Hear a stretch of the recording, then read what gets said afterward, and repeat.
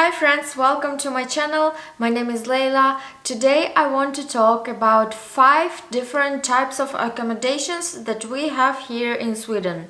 If you are new here, my name is Leila, as I already said, and recently I moved to my own apartment, my own rental, and I thought it can be interesting for you to listen what types of accommodations there are here in Sweden.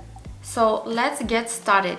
Bostadsrätt is a form of living where you become a member of a tenant owners association. That means that when you buy a Bostadsrätt apartment, you don't actually own the apartment, but rather you buy the right to use and live in that apartment. Very confusing, I know.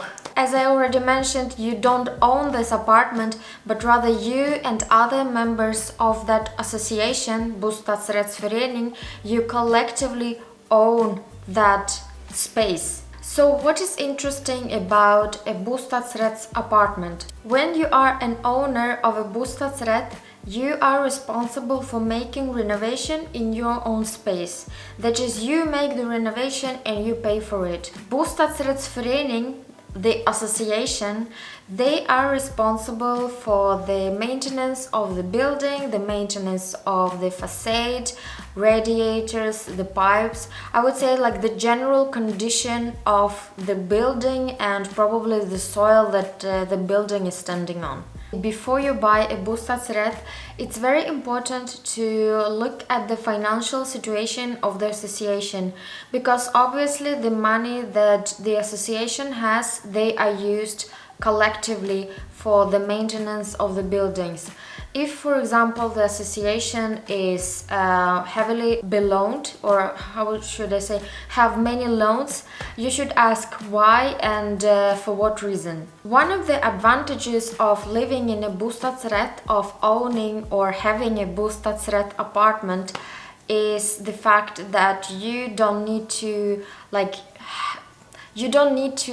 care about the maintenance of the building, of the facade and all of that stuff that are very, very costly. In different associations there are different rules and sometimes you have different perks. So some of the associations may have the perk like the internet is included. Another one is that you have a special collaboration with an electricity company and that's why your electricity probably costs a little bit less, which I don't think is super relevant now because there is like electricity crisis in Sweden. By the way, if you are thinking about changing your electricity company but you don't know which one you should choose because there are so many options, a couple of times on my channel I have already mentioned Elskling.se, and even today I would like to mention it once again because I think it's a great tool that will help you to find an electricity company that suits you and your needs. So what you do is that you can choose your postal code, you can choose whether you live in an apartment or a house, whether you want to have a fixed price or variable price or mixed price of electricity, and here you get all the companies. And you even see the prices and how much it costs. On this side you can choose all the filters without going back. It's a great tool, and if you want you can use it and see how it goes for you. In order to know more, please follow the link in the description down below, and thank you Elskling for this collaboration. The disadvantage of living in a Bostadsrätt is one that I personally really don't like. For example, if you want to rent out your Bostadsrätt apartment, most of the time you will have to ask for permission from the association before you can rent it out. Usually you get the permission for 1 year, but different associations have different rules. Some associations don't even allow renting out apartments. Some associations allow for 2 years. And I have got to know only recently that some of the associations in Sweden allow the renting out of the apartment, but it's extremely rare. In comparison to Bostadsrätt, you don't own the apartment, you just rent it. You can rent either from a private person, municipality, or a company. I would say that there are 2 different advantages of renting an apartment in Sweden. One of them is if you have a first-hand contract, you are pretty protected by the Swedish rental law. On top of that, if you have an indefinite period in your contract, that is, there is no termination date of your contract, the owner of the apartment can't just drive you out from it just like that. If you pay your rent, if you behave nicely, if you don't have any problems with your neighbors, if you're just a nice human that does nice things, don't bothers anyone, you are good and you are protected, and no one will ever be able to drive you out from the apartment.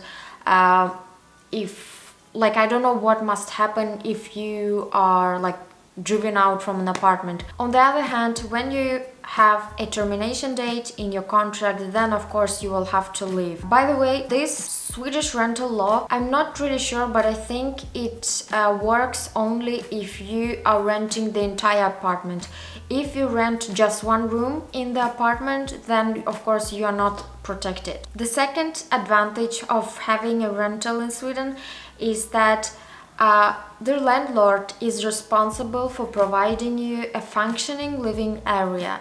So when I moved to my rental, like this one, I discovered a few flaws, and the only thing I needed to do is just report them, and some service guy came to me and fixed everything that should be fixed in the apartment. The third type of accommodation, I have to be honest, I have never heard about this, but when I was doing the research for this video, I discovered that there is something that is called Kooperative Hyresrättsförening.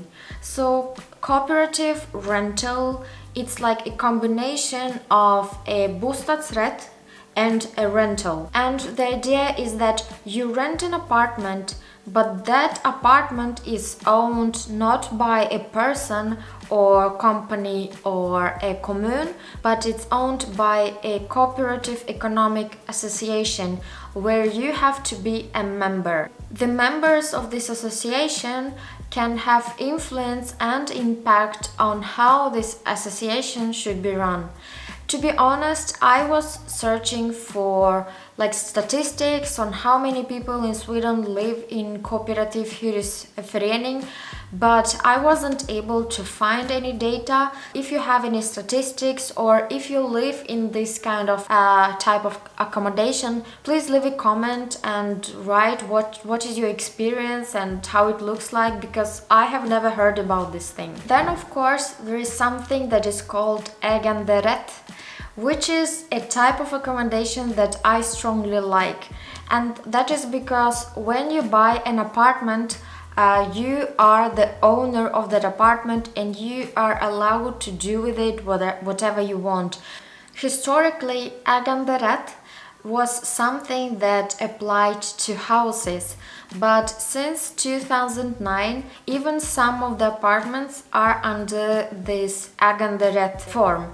So when it's an apartment, it's called Ägarlägenhet. In comparison to Bostadsrätt, you are the owner of this apartment and you are allowed to do with it whatever you want. If you want, you can rent it out, and if you rent it out, you can rent it out either to a person or to a company. The last one that I want to talk about is student apartments. So I was a bit hesitant whether I should include student apartments into this list or not, because I don't think that it's officially a type of accommodation in Sweden that is like registered in all these authorities. But I decided to do it because still it's a bit different, because student apartment, it's a rental with a twist. In order to be eligible to rent it, you have to be a student at a university or at a yrkeshögskola. And you have to study at least 15 points at university or 400 points at yrkeshögskola. So remember, all different landlords have different rules for the students. But in general, I think these are the rules in order to be eligible to rent an apartment. So I'm done with my list, and I hope that it was somehow helpful for you and that you have learned something. For me personally, when I came to Sweden, when I just learned the form of living Bostadsrätt, I was like, what is that? If I buy an apartment, it should be mine. But it took some years to understand this type of accommodation. It's not that easy because I think in other countries, in other parts of the world, Bostadsrätt is not very common. But yeah, it's something that you have to learn. So I hope that this content was helpful for you, and if you find it helpful, please give me a like. And if you have any recommendations for other videos that I should make, please give me recommendations in the comments down below. I would be very grateful. Thank you for your time and thank you for watching up to the very end. Have a nice day and see you next time.